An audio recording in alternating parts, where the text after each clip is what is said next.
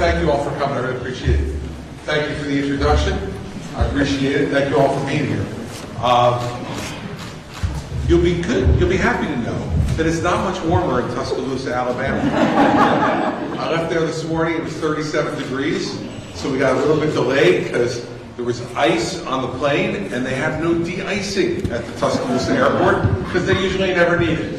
So it's been a bit of a journey to get back to New Hampshire today, but we're glad that we're here. I want to introduce you for a quick second to my wife, Mary Pat, who's with us as well today. I want to spend most of my time answering your questions, but I'll say a few things off the top from last night's debate. Let me see what these guys are saying. My neighbor over the border, hate speech is not free speech. I agree with that. Hate speech doesn't belong on campus, yeah. Free Palestine, not as big on that. My uterus is private property. I'd go for that, sure. All right, so wait. Damn, and he's getting shoot. The finger, that's not very nice. Down with ableism, down with racism, down with transphobia. Now, I'm down with all that too, but I don't understand why I got the finger on top of it. But what that person doesn't understand is, in New Jersey, that's a sign of respect. So I probably gave exactly the wrong message with that, but we'll explain it to them later. I hit a couple things off the top from the debate last night, because I think it's important to talk about. In my closing statement last night, I asked everybody to picture Election Day 2024, the fall election, and that hopefully everybody in this room will be making their way to their voting place, to go in their voting booth and vote. And that's something that you're going to be able to do, that Donald Trump will not be able to do. Because this spring he's going to be convicted of federal felonies. And when you're convicted of a federal felony, your right to vote is taken away from you. I want you to imagine that for a second. If he's the nominee of the Republican Party, he will not be able to vote for himself. Now, I'm sitting here in New England, which is in large part the inspiration for our revolution and the formation. I didn't read yours either. No human is illegal. I agree with that. Which is in large part the birthplace of our revolution and the freedoms that we live under today and the Constitution that the president swears an oath to, every one of them, says George Washington. And it seems to me that if they had thought about it, Adams and Jefferson and Hamilton and Madison and Franklin, when they were putting together the Constitution and setting up how you qualified to be president of the United States, they put two criteria in there, right? 35 years of age and a natural-born American citizen. If they knew that anybody would have the audacity, as a convicted criminal, to actually run for president of the United States, I think they would have put in there a third requirement, not a federal felon. I think that should be at least the lowest bar that we have to clear to be able to be president of the United States. And when I said that last night in Alabama, there were part of the crowd that booed me. And I find it really interesting because it's all true. But there's really no debate about this. He's going on trial in March, and his own former chief of staff has agreed to an immunity deal to testify to two things: that he committed crimes, the chief of staff, at Donald Trump's direction, and that Donald Trump committed crimes in front of him. Not some left-wing prosecutor, not some product of the two-tiered system of justice that Donald Trump whines about. No, this is actually a founder of the Freedom Caucus in the House of Representatives, and the guy he picked to be his chief of staff and called the next James Baker. This guy now is going to be sitting as far as I am from you, and he's going to be taking an oath and testifying that Donald Trump committed crimes to try to steal the election from Joe Biden in 2020. And when people boo when you say that, they're like a human form of the ostrich. They just want to bury their head in the sand and pretend it's not true. Pretend it's not real. But it is. And our country deserves better than that. And for me as a Republican, it's a grave risk. Because I personally don't want Joe Biden back as president. That's part of the reason I'm running. But we will not win against Joe Biden if Donald Trump is the nominee. We won't win. He lost 4 years ago to Joe Biden, and he will lose by even more if he's the nominee this time. And the other three folks on the stage, I said this last night, they treat him like he's Voldemort from the Harry Potter books. He shall not be named. You can't hear them utter his name. They're scared, like the folks were in the Harry Potter books. If we say Voldemort's name, he may appear. Well, if it's a debate stage, there's no risk of that. Because that coward won't show up to debate what he's done, what he said, and worse yet, what he plans to do. In 2016, he ran for president and said, "I am your voice." In 2024, he's running for president saying, "I am your retribution." What a great model for the President of the United States. I am your retribution. And let me guarantee you something, since I've known him for 22 years. He won't be anybody's retribution, except for himself. He will do nothing as president except to pursue vindictiveness and vendettas and revenge against anybody who dared to speak against him. This isn't America. And so, my disappointment with Donald Trump is manifest. But my disappointment with my colleagues on the stage last night is almost as bad. Did you see Ron DeSantis last night? He got asked a really simple question. Do you think Donald Trump is fit or not to be president? He started saying things like, well, I'm not a doctor, and I can't. That wasn't the question. I think he's lost a little bit on his fastball. Father Time catches up to all of us. You know, it was like listening to a professional baseball player getting interviewed during a tough season, right? They never really answer the question, why is the team losing so much? And they say, well, you know, we play them one at a time. You know, every day the ball game is different. You know, all we can do is, you know, get 27 outs and see how we do it. And one cliche after another, after another, after another, that doesn't answer the question. And all he's looking to do is for the red light in front of us to come on, which means he can stop. And after that answer last night, go back and look at it. He literally does this, he goes, like when the light goes on, he stops and he lets out a sigh of relief, like, oh my God, thank God it's over. But it wasn't, because there's another living human being on the stage. And I said, he doesn't answer the question. Is he fit or not? Answer the question. And last night, Ron did not only answer that question, they asked him, would he send troops to try to save the American hostages in Israel? Didn't answer. They asked him, would he send troops to defend Taiwan if China invaded them? Didn't answer. And you know, after a while, as Commander-in-Chief, your one job is to answer. You have advisors all around you like you are when you're a governor. They make all kinds of recommendations to you, and you're the decider. That's your only job.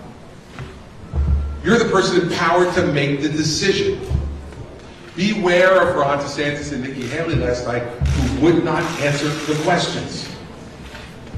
If they won't answer them now, when they're begging you for your vote, if you put them in, how much more willing do you think they'll be to answer your questions then, when they have power, and the White House, and Air Force One, and Marine One, and the Secret Service agents, and and all the rest that comes with the job. That puts them further and further and further away from you. Look, you're not going to like every answer I give. I will guarantee you that. You won't agree with every answer I give, but you will hear every answer I give, and it will be an answer. I will listen to your question, and I will answer it. And that's the least we should expect from someone who wants to be president of the United States. Because I can tell you, from being governor, during one of the most trying times in our state's history, during Hurricane Sandy, this doesn't come with a manual. They don't tell you, oh, if a hurricane comes and wipes out 346,000 homes in 24 hours, here's what you do. You have to figure it out. And then you have to make decisions, and you got to live with those decisions. And so, you got to live with your decisions too. And in the introduction, I think very appropriately, you talked about New Hampshire's role. Nothing is inevitable. Nothing is inevitable. I don't care what polls say today. New Hampshire's never really cared about that. And I think you guys intentionally lie with pollsters, just have fun with them sometimes.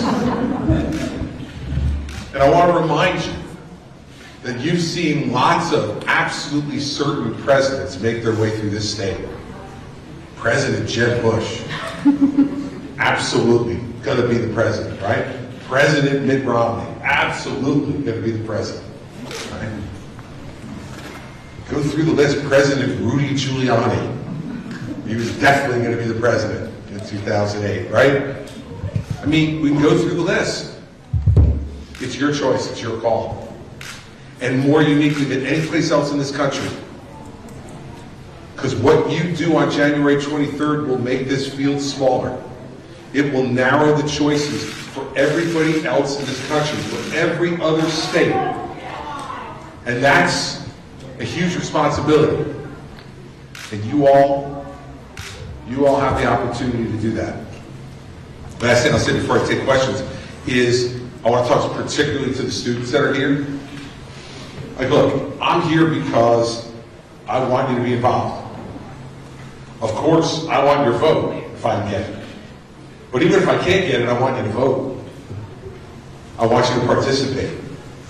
And I think my party for too long has ignored the college student vote. Just throwing their hands up and figured they didn't want to put up with the signs, and they didn't want to put up with all the rest that comes along with college, coming to a college campus.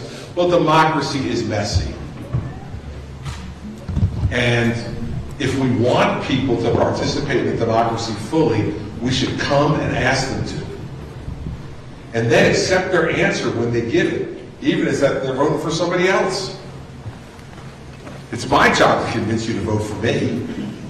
And if I do it, great. And if I don't, oh, okay. Don't walk away. And I don't want you to walk away even though you're going to be voting for somebody else. Because all the decisions I'm going to make as president, I'm 61 years old. Those decisions are going to affect all of you. A hell of a lot more than they're going to affect me. And you need to understand that. Much more of my life is in the rearview mirror than through the windshield. And so what I decide as president, or any person decides as president, is going to affect your lives and a lot more it's going to affect mine. And so I want you to participate in figuring that out. And participate in choosing who that person's going to be. So that's why I think I'm the only candidate so far going around all the college campuses here in New Hampshire. I was up at Franklin Pierce earlier. I'm here. I'm going to UNH. Where else am I going? New England College. Great, thank you. I still feel like I'm in Tuscaloosa, but I'm going around the campuses, and I've been to Dartmouth. I'm going around campuses because I'm asking you for your vote, but more important that I'm asking you to make sure you participate. We're going to have voter people. I understand people are having voter registration here a little bit later. If you're not registered to vote here, get registered. Your vote has more of an impact here than it will have any place else in the country. If you're not from New Hampshire and you're from someplace else, I tell you, register and vote here. Because your vote means more here than it will mean in any other state in the country this year. So that's why I'm here. That's the first part. And the second part is I'm here to answer your questions. So we don't do this like some of the other candidates do. If you go to a DeSantis or a Haley town hall, what will happen is their staff picks out who gets to ask the questions. And they talk to those people before. And if you're going to ask a friendly question, you get picked. And if you're going to ask a nasty question or a tough question, or maybe just a probing question, you don't get picked. What happens here is, except for my buddy Quinn over there, who comes to all the town halls, I don't know anybody else here.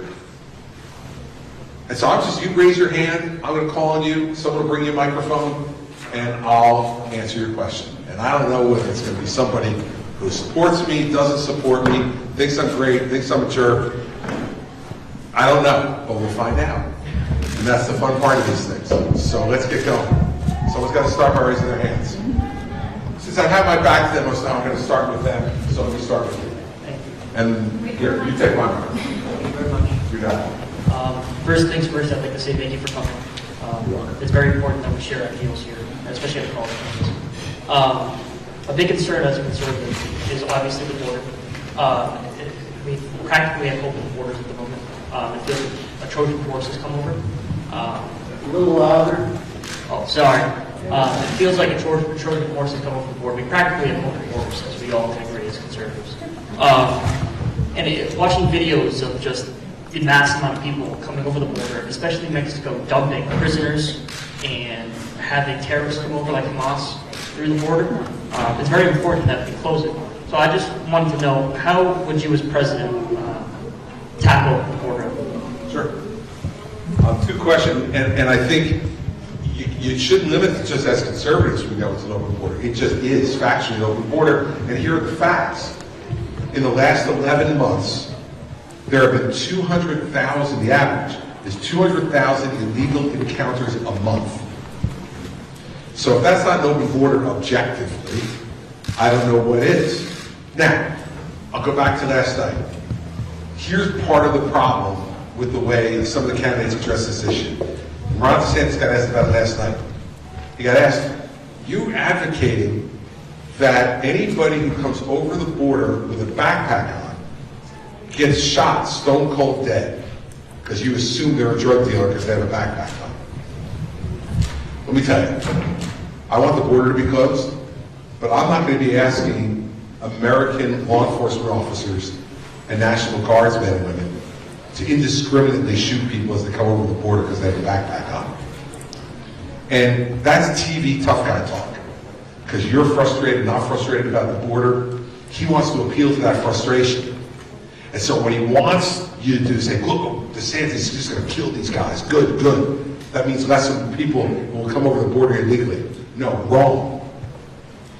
That is a stupid solution to a complicated problem.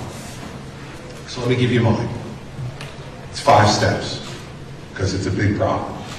Step number 1 is on day 1, I would sign an executive order to send the National Guard to the border to partner with Customs and Border Patrol officers who are overwhelmed.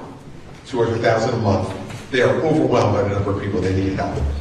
And that's what the National Guard is there for. It's to guard internally, inside the United States, different than the Army and the Navy and the Air Force, which are for external threats. That's for internal threats. Send the National Guard there. That's step 1. Step 2, hire 10,000 new Customs and Border Patrol officers because the current number are not sufficient. So we need to add 10,000, I think, to that number. But to be honest with you, that's going to take a year because you got to recruit them, you have to train them, and then deploy them. So what you would do is, that's why you send the National Guard there in step 1. And then every time you get another tranche of Customs and Border Patrol officers, you can take the same number of National Guardsmen and women and take them back to their home bases. Step 3, 200,000 illegal encounters a month. You know how many detention beds to detain people we have at the border? 38,000. So look, I went to law school because I couldn't do math or science. But let me tell you, even I can do that math, not good. 200,000 legal encounters, 38,000 beds, and numbers don't work. So I will double the number of beds to 80,000. That will also take a year to do. Because you got to build the camps, you got to build all the facilities you need to detain people in a humane way. Bathrooms, kitchens, all the things that you need. So that'll take a year to do. But we need to do it because problem number 4 is if they're claiming asylum, but they're leaving for political persecution, they get a hearing. You know how long it takes to get a hearing now? Years. 4 years. 4 years. So what do? We can't detain them for 4 years. You know what we do? We release them into the country. And we say, come back here to El Paso in 4 years to have your hearing. Well, let me just tell you, if you think that hearing may result in you being sent back, you're not coming. You can disappear into this huge country and take your chances. So we need to triple the number of immigration judges. And that will bring us down to a year for that hearing. And you can detain people for that period of time if you increase the beds. And then 5th, we got to change the immigration laws. Because the root of all this problem is that people are coming in illegally because the immigration laws are so illogical as to how people get in. So for instance, we've got 6 million vacant jobs right now in this country. In this economy, 6 million vacant jobs. So what do we do about that? What we've always done over time is we've allowed people who are willing to do those jobs to immigrate here and fill those jobs, pay taxes, learn the language, and grow our economy, and benefit from it themselves as well by having the freedoms and the economic opportunity that comes with working in this country. We should also have E-Verify, so that every employer who wants to hire someone can verify definitively whether someone's here legally or illegally. So for 2 things, so an illegal person doesn't get hired, and so that businesses don't take advantage of people who are here illegally and skirt our tax system and potentially don't treat them well. But to get those things, which are more conservative values, the Democrats are going to want something. They're not going to give it to us for nothing. And the fact is, for 20 years, both sides have dug their heels in, said, I'm not giving anything. And so what do we have? We have 20 years later, after the last time we tried to do it with President Bush, we have a much worse situation. So part of this is you're going to have to trust me to make a deal. I have to give them something. I don't know what it's going to be. Is it something about dreamers? Or is it something path to citizenship? I don't know. But I'll go and try to negotiate the very best deal that I can to make the system better. And if we do those 5 things, you're not going to have 200,000 people trying to stream over the border. And then it becomes an easier task for law enforcement. Because then most of the people we're going to be trying to get over are people who are committing crimes. And then it makes it much easier to do the kind of arresting and law enforcement that you need to do. So it's a longer answer than shoot 'em still cold dead on the border. Granted, it's a little less sexy, I would admit, but I have to tell you, it'll work. And that's what we want to get to. Because what I want to do is have the government work in a way that drains away that frustration. That I can tell from the way you're asking the question, how you feel about watching this happen. And let's face it, this is a law enforcement problem. And again, we don't know who's coming over the border. And you can be sure, over the last 6 months, over 200 people who were on the terrorist watch list tried to get in. So they're coming. And that's a danger for everybody in this country. We don't know where those people ultimately land and what they'll do when they get there. But it will not be something that'll be good for the country and probably something that'll cost lives. So that's the way I would go about it. Thanks for your question. Sure. Good afternoon. Sure. Oh, great. Can you hear me? Yes, sir. Good. That's good. My name is Tom Spanks, and I'm a resident of Keene. And I've been watching you lately to kind of bone up on exactly who you are, what you stand for. And I got a couple of questions. But all right. I'll ask this first one. It has to do with mental illness. And I found some interesting information regarding mental illness and mass shootings. And I'll just read this. The gun lobby, the NRA, ILA, has perpetuated the myth that mass shootings are caused by people who have mental illness. However, a study done by the DOJ, the FBI, in 2018, covering the years from 2000 to 2013, concluded that most assailants had not been diagnosed with mental illness.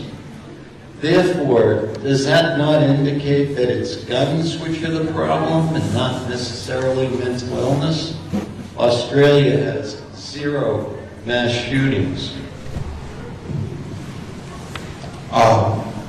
I just think because someone has not been diagnosed with mental illness doesn't mean they don't have it. A large part of the problem in this country is that we don't have enough caregivers, psychiatrists, psychologists, counselors, nurses who provide this care, for folks who are in desperate need of both diagnosis and then ultimate treatment to be seen. And so it doesn't necessarily follow to me that because someone is not diagnosed doesn't mean they don't have it. That would be like talking about any other disease. Well, certain people have been diagnosed with cancer, they've been diagnosed with heart disease, but then they die of a heart attack. Does that mean they didn't have heart disease before? It doesn't. And so I do think when you look at these individual cases and you break them down, every one that I've heard of, including the one that just happened in Maine a few weeks ago, has involved people who have real significant mental health issues. Now, the one in Maine, he was in fact diagnosed. And the one in Maine, his own family went to law enforcement and said they were concerned about his health. He had been institutionalized before. His employer, the United States Army, went to law enforcement and told them that they were concerned about his mental health and that they had, in fact, as the Army, taken any access to weapons away from him. Yet, he was not institutionalized again, nor was he given access to care to try to help him. And we wound up with 18 people murdered in Maine by this guy.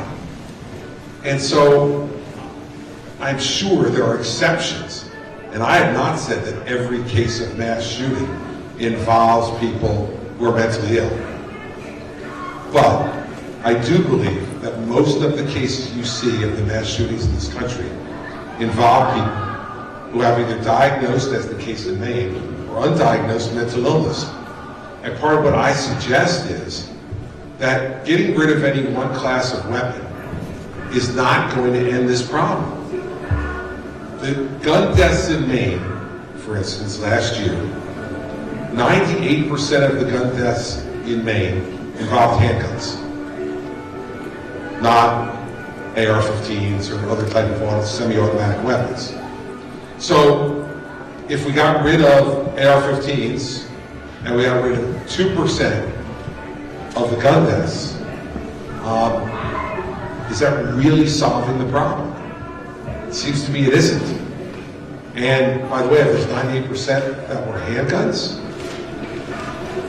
over 60% of the gun deaths in Maine last year were suicide.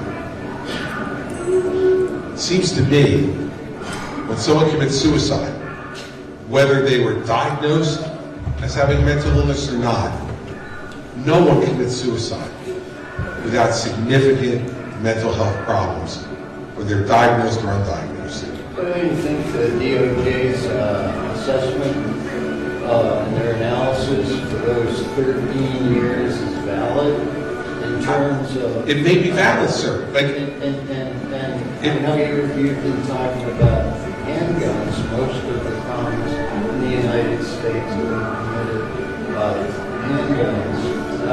It was kind of interesting. I think his name is Reverend Womack from Arkansas, stated that there have been 650 mass shootings in a year that has 165 days. That's 2 prevent shootings a day? Secondly, what do you think about semi-automatic pistols? You know, that goes beyond just handgun, doesn't it? I mean, it's somewhere in between handgun. Right, and you're, look, let's go back to where you started. Do I think that the study by DOJ is valid? It very well may be, but that's not my point. They may have said that there's, you know, no one was diagnosed with mental health issues, but that was the whole point I was trying to make, is that a part of the reason why we don't have more diagnosed folks with mental health issues is we don't have enough people to provide that care. And your point on semi-automatic handguns is just reinforcing the point I'm trying to make.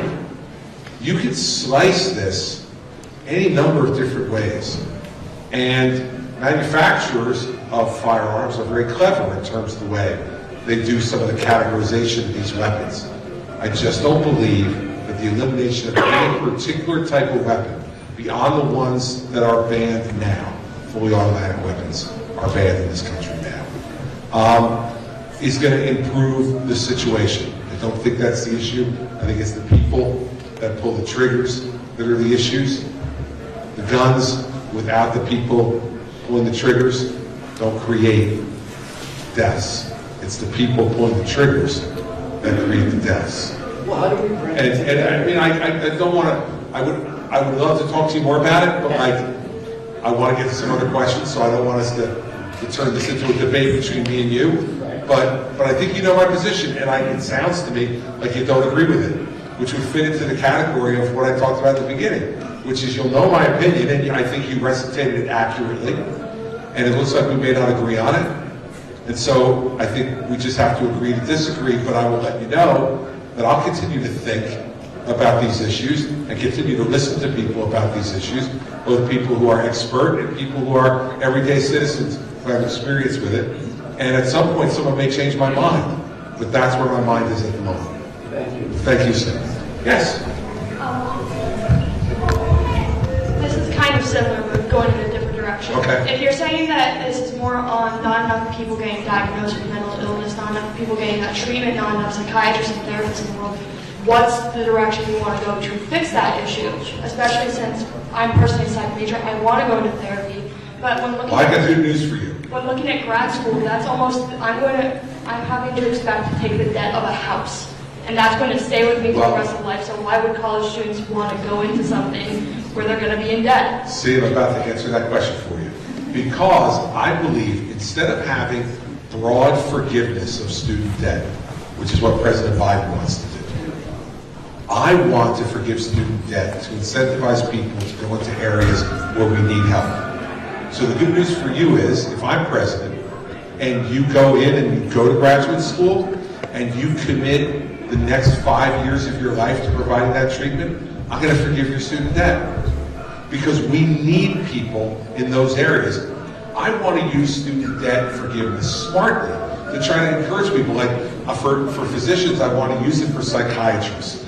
For physicians, I also want to use it for general practitioners because we don't have enough people to provide well care for people. We got plenty of people who will take care of you once you're sick. We have very few doctors who are willing to become general practitioners to be able to teach you how not to get sick and how to live a healthier life. So for those areas where we have a shortage in our medical, and there are other areas too, but I'm talking about providing medical care, that's the way I would incentivize you to do it, because I know you've got that question. Like, how am I going to do this? Why would I take on a couple $100,000 in debt or more? And then how am I going to make that up? How am I ever going to buy a house for myself? How am I ever going to be able to save money? I'm going to do all that stuff. If you're willing to go into an area where we have a real need as a country, the country should reward you for that. Because you're providing a service to us that we really, really need. And so I'm not for broad forgiveness of student debt, but I am for forgiveness of student debt in areas where we need it. And that's the way I would incentivize you to try to do that. You got something else? And similarly, what about people who cannot afford that care? Because that care is expensive. Right, it is expensive. I would require all insurance companies to cover that care. Because the downside of not covering it these folks either wind up dead, hurting others or themselves. They wind up with other very significant physical issues, often trying to cause harm to themselves, that we wind up paying for with charity care or Medicaid in hospitals, that, as you know, as you're studying this stuff, is the least efficient way to provide that care in the least effective way, but the most expensive way to provide it. So yeah, I would require insurance companies to provide coverage for mental health and addiction treatments, both. Because we had 110,000 people die of overdoses in this country last year. It is now the leading killer among 18 to 34-year-old men. And if we don't deal with that issue by providing the type of treatment they need to get them back to a place where they're not in active addiction, we're just going to have more deaths. And that's not where we should go. We are not going to fix the drug problem in this country by throwing addicts in jail. The people who should put in jail are the people who profit from it, the drug dealers. But the addicts need to be treated and can be treated. We have much more available to us to treat addicts now than we did 20 years ago. And so that's the way I would deal with that issue. So don't give up. I think you can contribute an enormous amount to helping people, but we have to give you a reason not to live the rest of your life in debt or wait till you're 40 to buy a house. And so I understand the problem, and that's been the solution. I've been talking about that for months now, long before your question. Ask Quinn, he's heard. Because he's been in all the town hall meetings. So I think it's a really important thing. It's a great question. And I hope that something like that would encourage you to do something that it sounds like you may already have a passion for anyway. You go over here. Yes, yeah, right there. Kind of along a similar line, I'm a Keene resident here, and my husband and I both work for nonprofits. We have 2 little kids, and none of our employers are able to offer us health care. So when you're speaking about insurance providers being able to do that, I agree. I think insurance providers absolutely should do that. But what's your plan for making insurance itself more affordable and covering more of the population here? The first thing I would tell you about that is that I think the biggest problem that we have in terms of making things affordable are the cost of prescription drugs. Because as medicine has evolved now, the overwhelming majority of people have illnesses that are treated, preferably not with hospital treatment or regular doctor's visits, but with prescription drugs. And those prescription drugs, as you know, even when you have insurance, can be extraordinarily expensive. And so that's where most people fall down in their ability to be able to get the help that they need, is not being able to get access to the medicine at an affordable price, whether they have insurance or they don't. So one of the first things I would do is get rid of these middlemen that we have in the pharmacy benefit managers. Those are the folks that own that middle space. So the pharmaceutical companies develop the drugs, and for most pharmaceutical companies, they're giving rebates on their drugs anywhere from 50 to 75% that are supposed to go to you, so you can afford it. Sadly, they have the pharmacy benefit managers in between. They usually take at least 2/3 or more of that money for managing the situation, and very little of the rebate gets to you. If a prescription drug, even if you didn't have insurance, was 75 or 80% off the list price, it's much more likely you could afford it than if it was at only 10% off a list price or even at list price. And these folks provide no service that affects you.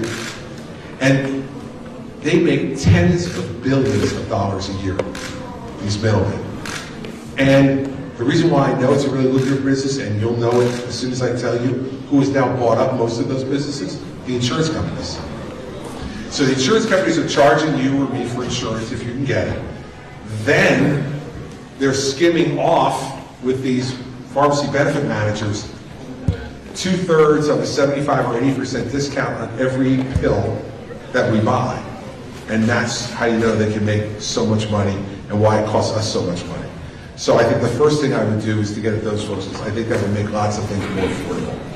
Now, on obtaining health insurance itself, we don't have a free and open enough market to allow for competition.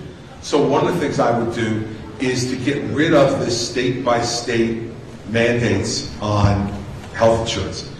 Let the entire country compete. Let companies from all over the country compete with each other to provide health insurance to you. When each state only allows certain folks to be licensed in their state, and by definition it sets up a very small competitive window, there's no incentive for those guys to try to beat each other on price. Because your employer or you yourself may only have 2 or 3 choices in a state, and they're all going to be too expensive for either you to afford individually or for your employer to be able to afford. You know, before I got into this race and still today, I have a small business where I employ 6 other people. The health insurance, and I pay for 90% of the premium for my employees. It costs me $15,000 a month to provide health insurance for my employees. And it's outrageous. It's absolutely outrageous. I mean, you know, that means I've got to make $180,000 in a year net after taxes just to pay for my employees' health insurance. Now, I do it because I think it's important, and I'm fortunate enough that my business had been successful enough that I could do it. But it's ridiculous, and in my state, literally when we go out to get bids, because we do it every June, is when line turns around. Last year there were only 2 companies who were willing to even offer it to me in my state. I think competition is the way to get rid of that. If there were 15 companies who were allowed to compete from all over the country for my business, I got a feeling that the price would be a lot lower and a lot more affordable. And I can look at what they offer and see whether I think it's something that's good for my employees and show it to my employees, which is what I do in my business, is I show them what the coverage are like. Some of them have children, some of them don't. So that the plans matter to them in terms of what they cover. I think more competition is what we have to do. The problem with Obamacare was, the promise was it was going to create that competition and exchange in every state and everyone's going to be able to compete, and it didn't. And I think whenever you get government more involved, it tends to get more bureaucratic, more complicated, and less effective. So I would open it up all across the country for people to compete for it, because there's a lot of money to be made still, even at affordable prices, because most people are healthy. Most people pay for insurance and don't use it that much, especially when you're younger. Me, you start to use it more. But the fact is, that's the way I would do it, because I think any other system that we've tried hasn't shown itself to be effective. Would you require that pre-existing conditions were covered? Absolutely. Okay. Absolutely. Look, in the same way I would require that mental health and addiction services have to be covered.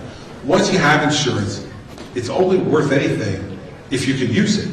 And yes, that will make it somewhat more expensive. We have to find a balance, but that's why the competition should bring that balance, because even if you permit pre-existing conditions to be covered, which I would, the fact is that most people don't have pre-existing conditions, and most people won't use that coverage in the insurance, but they're still going to pay for it.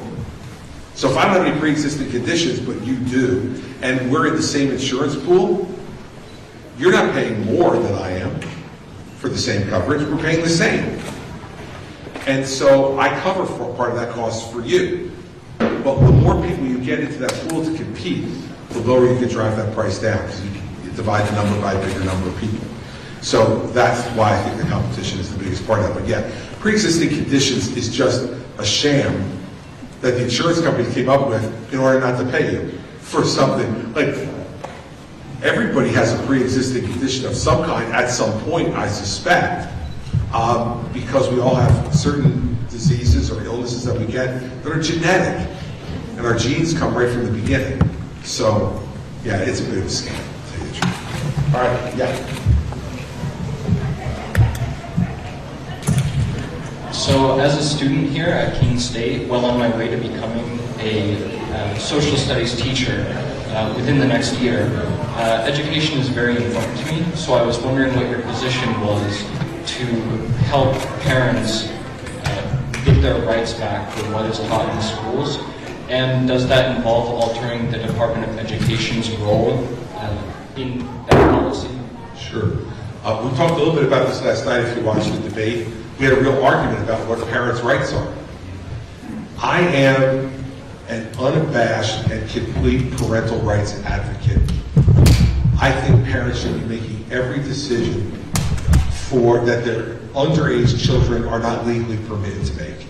And I don't think the government should have anything to say about those decisions. I mean, think about this, for instance.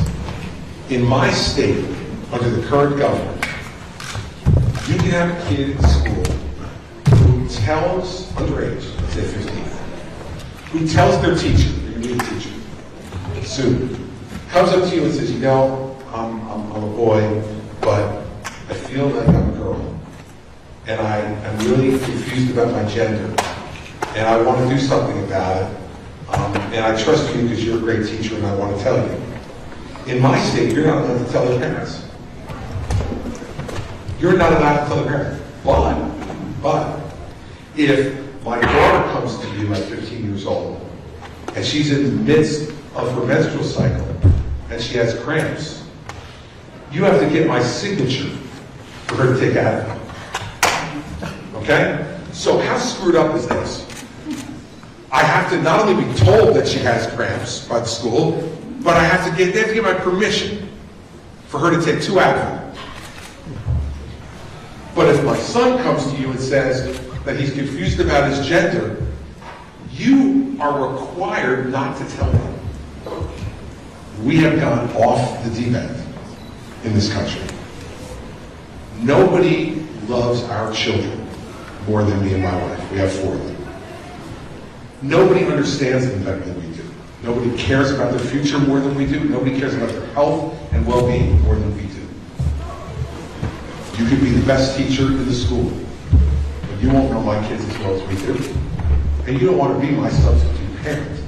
You want to be their social studies teacher. I want you to do that. As far as the Department of Education, I would get rid of it. We don't need a federal Department of Education. We have boards of education in every locality. In some states they have county boards of education, and in most states they have a state board of education. For God's sake, enough. And I take the $80 billion that we spend every year at the Department of Education federally, and I would distribute that to states who allow parents to choose where to send their kids to school. Parents should decide where their kids should go to school. Look, I went to public school. I was probably in public schools in New Jersey, and I got a great public school education there. Mary Pat grew up in Pennsylvania. She went to parochial school from K to 12. That's what her parents went. So when we got married and we had kids, all our kids went to parochial school. So you know who makes the decisions in my house. But the fact is that we had the ability to do that, right? A lot of parents don't have the ability to make that choice. And some of them are stuck. I've already seen you. Come over there. And their parents are stuck if the school is not a good school. If the school is teaching values that are inconsistent with theirs. They're stuck. They have to send their children there because they don't have the financial wherewithal to take them someplace else. We should use that $80 billion to give them the chance to do that. And any states that gave them that unfettered right would get a chunk of that money. I don't think, we wonder why we have so many issues in our country, and a lot of them, in my view, are because we're diminishing the role of parents. And we're giving parents an excuse not to be parents. And then other people substitute to be their parent. The same way I said when Hurricane Sandy came that there was no manual telling me what to do. I can remember when we brought our oldest child home, who's now 30 years old. But I remember like yesterday when we brought him home the first time. My parents left. They were there to help us bring him home. And they left, and there Mary Pat and I sitting there, and he's in the bassinet. And we said, oh my God, now what do we do? Like, there's no manual for that either. But the manual for that is love. And nobody loves their child more than their mom and dad. And are we going to have some bad parents out there? Yes. It happens. But it's not the rule. It's the exception. And so as a social studies teacher, what I want you to focus on is teaching kids about the world around them. And whatever aspect of social studies winds up being the class you get or the concentration, whether it's European history or U.S. history or whether it's plain civics or whatever it is, I want you to be focused on one thing and one thing only. Help my child reach his fullest or her fullest potential. And if they do, I suspect you'll be a teacher for your whole life, because there can't be anything more rewarding than standing at the front of a classroom for 9 months and watching children in front of you get smarter and more inquisitive and better. And so I'm glad you're going into teaching. I think it's great, and we should free you up to do what you do, and not, bless you, and not wind up burdening you with stuff that should be our responsibility as a parent, not yours as a teacher. So thank you. So we have to take 2 more questions. I'll get to you last. I'll go to you next. No. I meant the guy in front. Oh, sorry about that. I did. Thank you, Governor. Sure. This is not a personal question, but a complicated one. I hope you can consolidate it. Okay, I'll try.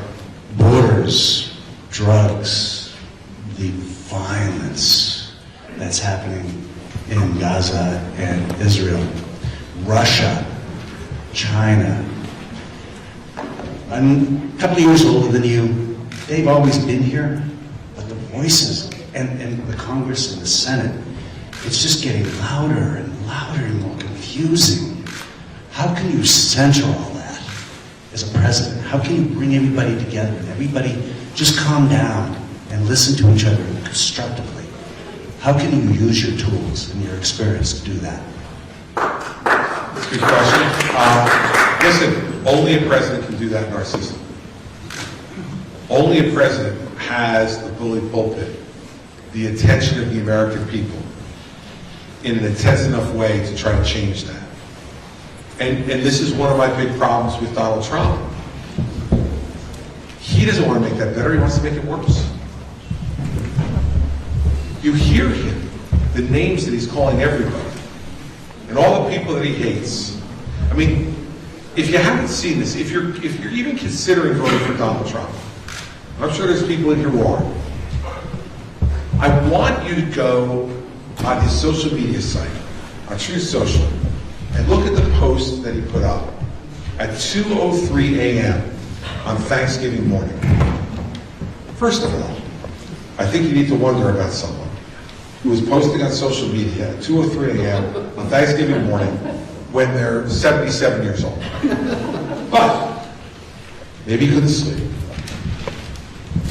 He goes through a list of what he's thankful for. How thankful he is for all the people he hates. That's his Thanksgiving message to America. If you have a president who carries himself that way, you're going to get what you got right now. And then we have a president who comes after him who can't complete a paragraph. I mean, look, I've known Joe Biden, Mary Pat and I have known Joe Biden for 40 years. We met him when we were undergraduates at the University of Delaware. And he's a very nice man. When we got to know him when we were in our 20s, I always found Joe Biden to be conversational, friendly, a nice guy. But he's too old for the job. It's just that simple. And you don't, that's not being nasty. The first time I said this, one of my daughters said to me, "That's ageist." And I didn't know what that was initially, but then I found out that means I was being discriminatory based on age. And I was like, no, it's just the truth. Being president of the United States is the hardest job in the world. And you've got to have all your energy, all your faculties, all your skills to even have a shot to do it well. And so while Joe Biden campaigned saying he was going to bring the country together, he didn't, in my view, for 2 reasons. One, because he went far left when he got in, contrary to what he told us during the campaign, that he was going to govern as a monarch. But secondly, he just doesn't have the energy to use the bully pulpit every day. We need a president who's going to be out there every day talking to us about the greatness of this country. Talking to us about the problems, but how we're going to try to solve them, not just argue about them. Not yelling and screaming at the top of his lungs every day and telling you who to hate. Not this debate that was yesterday, but the one before that. I said that a president can only bring Americans together if he opens his heart to every American and does that as an example to the rest of the country about what I would want you to do with your neighbor. Not that you're going to agree on everything. We're not going to live in a Pollyanna world. In fact, this country was set up to be an argument. Different branches of government, checks and balances, wanting to argue with each other, but arguing towards accomplishing something, not just arguing for the sake of arguing. You watch these jokers in Washington now in the Congress. It took them 3 weeks to pick a speaker in their own party, right? And then you had in the Senate, they had 400 military officers who had earned promotions, who they refused to promote because they were arguing about something else. And they were holding these men and women in uniform, serving our country hostage to their promotions and raises and career opportunities that, they earned. A president needs to lower the temperature. A president needs to do some of the things that I did in New Jersey. Now look, I am not a wallflower, as you know.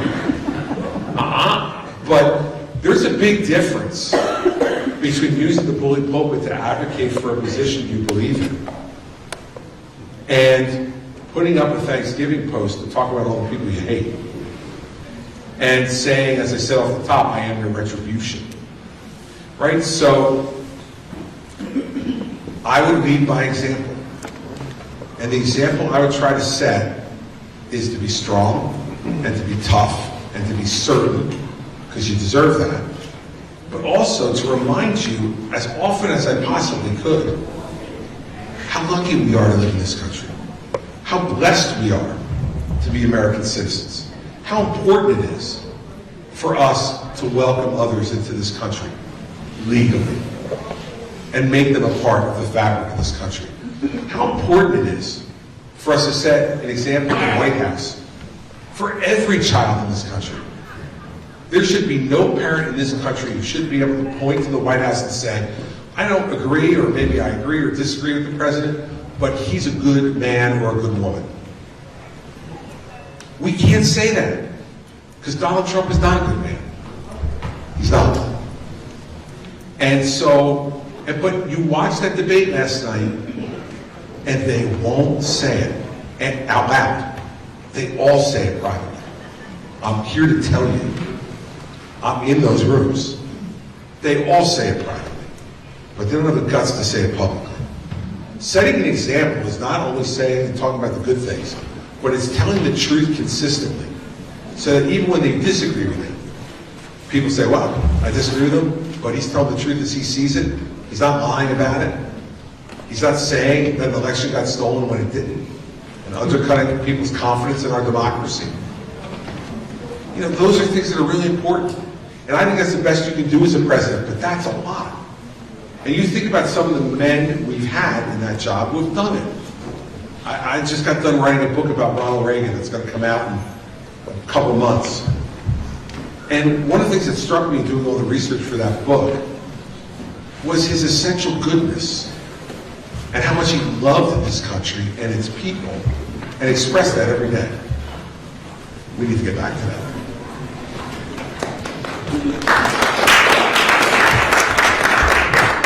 Kind of got a two-parter here. Okay. Your critics say that you wear your pants too high. I want to give you a chance to say if it's an issue with public, like a pantsing attack. And as You're really going to waste the last question on this? I have more questions. No, let's get moving. Come on. The second part is, as president, do you think we could see your pants even higher? That's an example of one of the reasons that political candidates are reluctant at times to come to college campuses. Because tonight, wherever he goes or whatever he does, whatever the local bar is here, or whatever, he'll be telling all of his friends, you won't believe what the hell I said to this Christie guy who's running for president of the United States under the guise of a question about the serious problems we have in the country. But that's no reason not to take his question and no reason not to come here. Like, I'm not answering that. It's completely ridiculous. But the fact is that it's an example of the way you need to deal when you're in leadership with anybody in this country. Everybody deserves the respect of being called on. Everybody deserves the respect of being listened to.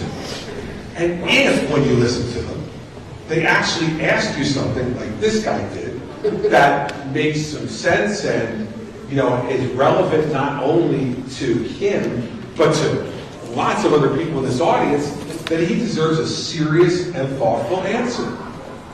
If, on the other hand, you're asking me a question about my pants, you know, I will tell you this, like, if you're looking for a fashion model for President of the United States, I come in probably in the current field a distant third, right? But nonetheless, the good thing from my perspective is that that will not be the sole criteria for determining most people's vote. And then we'll have time to listen to the other things that I have to say about the really important issues in the country and be able to make a thoughtful decision on what their vote is going to be, whether it be for me or for one of the other people in the race. I guess I'm going to take one more because I really don't want to end the town hall here on the pants question. How about you right there? He's got to bring him up. Hi, I'm Zach Reno. I'm Vice President of the Current Climate Action Group on campus. The current thing here. Climate Action. Okay. And my question for you is, what are you going to do to address the worsening effects of climate change on our country? Well, first thing is, let me say that I believe that climate change is real, and I believe that human activity contributes to it. And I think that if we don't start from that basic premise, then we don't have anything to talk about. Secondly, I think that we have to do broader things in terms of the way we provide energy in this country. I am for all of the above strategy on this, but I would put much more of an emphasis on nuclear power for the things that you're concerned about. Now, in my home state, we're the most densely populated state in the country, yet 53% of our electricity is provided by nuclear. So for 50 years, we've been operating nuclear power safely and reliably in our state, in the most densely populated state, where it could be conceivably the most dangerous place to do it. It can be done, and the technology is so much better today than it was 20 years ago. That's much more safe, much more efficient, and has absolutely zero impact on the carbon footprint and the problems that that creates for climate. So in my administration, there would be real incentives for states to start permitting the building of new nuclear power plants. Second, what happens here in New England is antithetical to fixing this problem. New York, in order to solve the climate problem, says they're not going to allow you to build natural gas pipelines across New York to come and provide natural gas here. So you would think, oh, well, that's because there is some carbon footprint to the burning of natural gas, and so we try. So if in fact all of the heat in this region were provided then by hydropower or by wind or solar, you'd say, well, what a great idea by the state of New York. But no. What happens here as a practical matter is you burn home heating oil. Not here, because we're pretty cold, but in lots of places you burn home heating oil, which is much more polluting than natural gas. So I think we have to step to where we need to go in terms of providing for that type of power. So I would permit pipelines to be built from Pennsylvania here to New England to allow natural gas to become a substitute for home heating oil. You're lowering the carbon footprint, and it's not a permanent solution, but it is a next step solution. While we work on hydro, wind, and solar. Now, when I was governor of New Jersey, we were the second largest solar energy producing state in the country, believe it or not, in New Jersey. And we invested a lot to get there. But it still only provided about 4% of our overall daily power needs. So we have to continue to invest in solar and in wind to get it to the point where it can provide a much greater percentage of the load every day. And so that's the way I would go about it. And the last piece of this is the Chinese. Because they are the largest country in the world, burning the most coal anywhere in the world. You look at what the United States has done in the last 10 years. Through a lot of the steps that we've taken with a lot of different things, electric vehicles and others. We've lowered our carbon output by 1 billion tons a year, every year for the last 10 years. In that same 10-year period, the Chinese have increased their carbon output by 5 billion tons a year. So one of the things we've got to think about as a country is diplomatically, how do we get the Chinese on board in dealing with this problem? Because if we don't get them on board, we can't fix the problem by ourselves. There's 3.5 times more Chinese than there are us. And their needs, I've already seen those signs, their needs for power are significantly more than ours, just by the numbers, right? So the last piece of dealing with the climate agenda, I think, is that we've got to diplomatically get the Chinese to start considering alternative energies as well. Because if we don't, we're never going to fix this problem. In the end, if we don't acknowledge that it's going on, we can't fix it. And if we don't acknowledge what's going on, we're a failure as a generation. Because you deserve to have clean water and clean air. And someday, if you have children, they deserve to have clean water and clean air. And if we continue down the path we're on, they won't. And that is a sin, in my view. We were given, no matter what your religious faith is, I don't believe all this got here like by some kind of freak accident. This is a gift to us, and it's a trust. And we have an ability to be able to maintain that trust. But to do that, you can't do stuff like Vivek did last night, going on and on about the climate hoax, and I think that's what he used his closing statement for, I think. It's not. Science tells us it's not. Now, I don't agree with every part of a green agenda that Joe Biden's put forward, and I think, when you've got 12 months of inventory of electric vehicles, that non-Teslas, because no one wants to buy them. Look, if we want to use electric vehicles in this country, I'm fine with that. Make ones that people want to buy. Like, there's no big backlog on Tesla. People like those cars, so they buy them. GM and Ford have built these cars, no one wants to buy them, right? So we should let the market make this decision for us on electric vehicles. When you want an electric vehicle, and you see one you like and you can afford, you're going to go buy it. Because not only will it fulfill the needs for your transportation, but you'll feel better about what you're doing to help the environment. That's why I think you've seen Tesla become so successful and why Elon Musk is the richest person in the world, right? He got a lot of government assistance, but he also had a good idea, and he executed on it well. We need to continue to encourage that type of innovation. And I think if we do, not doing it artificially, like, the governor in my state now says, no more gas vehicles after 2035. Okay, I guess, but I get concerned when people like the governor of California this summer put out an advisory saying, don't plug in your electric vehicle, because if you do, it'll crash the grid. Well, an electric vehicle that's not plugged in is a planter. Right? Doesn't do anything for you. So we need to do all these things that I talked about with nuclear power, whatever, to increase the reliability, the capacity of the grid, to be able to then expand those other options for people and make them more available. If you do that, people will go for it. People like innovation, and they like the new thing. And I remember when I had a good friend of mine, when the iPhones came out. Yeah, I'm old. When the iPhones came out, he had a flip phone, and another friend of mine had a BlackBerry. And they're like, I will never give up my flip phone. I love it. It's amazing. And the other guy said, damn right, I love my BlackBerry. I'm never giving it up. Guess what? Like, by iPhone 5, they were like, yeah, give me one of those, Americans love innovation, and I think we'll go for it, especially when we know that it's something that will also help us with our stewardship of the environment, because it's part of what our responsibility is. And I think candidates who don't acknowledge that are letting you down. So, I